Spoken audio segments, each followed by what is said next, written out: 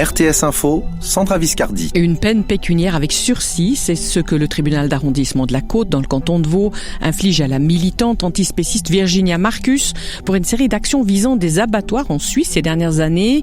Virginie Yard, elle a notamment été reconnue coupable d'appropriation illégitime. Mais aussi de violation de domicile pour avoir enlevé 18 cabris à Rolles en 2018 ou encore des poules en Valais en 2019. Elle a donc écopé de 100 jours amende à 20 francs avec sursis et d'une amende de 200 francs. La militante a par contre gagné sur un point. Si elle a été reconnue coupable d'avoir posé des caméras aux abattoirs de Rolles en 2017, elle n'a pas été condamnée pour cela. Les vidéos qu'elle y avait tournées puis transmises aux médias avaient en effet permis d'alerter les autorités sur des dysfonctionnements. À la lecture du jugement, Virginia Marcus est restée impassible. Lors de son procès, elle avait expliqué ne pas regretter ses actes. Elle a néanmoins décidé de cesser les actions coup de poing pour se consacrer à son sanctuaire d'animaux dans le canton de Vaud. Et elle se réserve le droit de recourir au tribunal cantonal. 882 cas pour 100 000 habitants. Lentement mais sûrement, la situation sur le front du coronavirus s'améliore en Suisse. Mais pas de quoi relâcher la pression. Les hôpitaux restent dans une situation critique. Et tout le monde craint une troisième vague après les fêtes si le relâchement est trop grand. En attendant, les commerces n'en peuvent plus, surtout à Genève, où le gouvernement les maintient fermés. 600 patrons manifestaient hier après-midi sur la plaine de Plainpalais pour exiger la réouverture immédiate de tous les commerces. Manifestation autorisée au milieu de laquelle s'est promené Guillaume Ray. Comment voulez-vous qu'on continue si on n'a pas d'aide réelle ? Il faut le dire aujourd'hui, je veux vous entendre et c'est maintenant ! Ils ont donné de la voix, restaurateurs, commerçants, parmi eux cette femme qui gère une boutique de mode à Carouge. On a pris vraiment toutes les précautions nécessaires et je vois pas pourquoi c'est nous qu'on devrait fermer les magasins alors que les grands magasins c'est noir de monde et nous on peut pas vivre si on peut pas travailler. Un peu plus loin, un restaurateur présent bien sûr pour défendre sa profession, mais pas seulement. Je suis là aussi pour défendre nos employés qui touchent que le 80% de leur salaire. Un salaire à 5 000, ils touchent 4 000, ils perdent 1 000 francs. C'est énorme. Des employés justement également bien présents. Je suis venu pour soutenir mon patron et mes collègues. Et parmi les manifestants, il y avait aussi des personnes venues simplement par solidarité. Moi, je trouve que c'est horrible. Il faut être beaucoup pour les soutenir.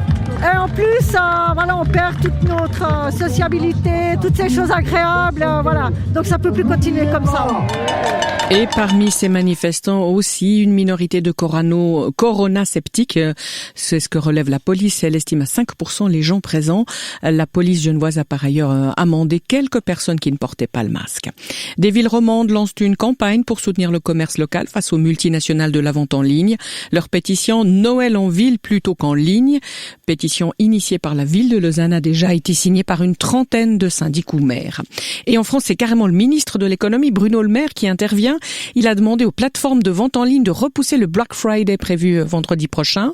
Message reçu 5 sur 5 par le patron d'Amazon France et par les acteurs de la grande distribution, Alexandre Abbé. L'échéance du Black Friday du 27 novembre faisait trembler le commerce français, étranglé par les règles du confinement sanitaire. Pour ne pas laisser le champ libre aux plateformes numériques comme Amazon, l'idée poussée par le ministre de l'économie, Bruno Le Maire, semble s'imposer, reporter la journée des méga-soldes d'une semaine. Le patron d'Amazon France a annoncé hier soir son accord et dans la foulée, de grands groupes français comme Carrefour ont approuvé le principe. Condition posée que tous les commerces actuellement fermés puissent rouvrir fin novembre afin de préparer un Black Friday le 4 décembre. Une manière de forcer le déconfinement que le gouvernement voulait pourtant très progressif. Mais des problèmes juridiques se posent car les promotions datées sont déjà diffusées. Autre question, qu'en sera-t-il du commerce international avec les plateformes de e-commerce destinées à l'étranger ? Le ministère français de l'économie doit rendre sa décision aujourd'hui. Alexandre Abbé, RTS Info, Paris. Aux États-Unis, le président élu Joe Biden dénonce l'incroyable irresponsabilité du chef d'État sortant, Donald Trump, qui refuse toujours d'accepter sa défaite lors de l'élection du 3 novembre. La victoire du démocrate a été confortée par un recomptage des voix en Géorgie. Un joli cadeau qui tombe le jour des 78 ans du futur 46e président des États-Unis. À moins bien sûr que le républicain Trump ne dépose encore un recours pour un nouveau recomptage.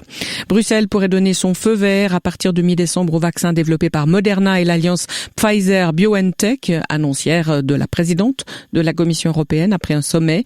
Les 27 ont discuté d'une coordination de leurs mesures de lutte.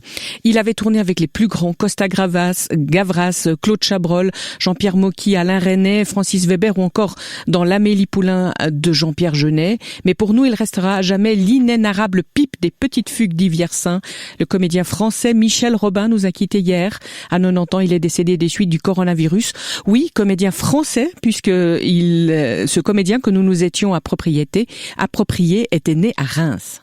Pendant des années, même en France, on me prenait pour un Suisse. J'ai pas pris d'accent, j'ai un accent que je sais pas ce que c'est. Mais effectivement, tous les Suisses sont persuadés que je suis Suisse, que je suis Vaudois, et que j'ai été paysan toute ma vie. En tennis, pour la 6e fois, Rafael Nadal disputera les demi-finales du Masters. L'Espagnol, qualifié grâce à sa victoire sur le Grec Stefanos Tsitsipas, affrontera le Russe Danil Medvedev demain.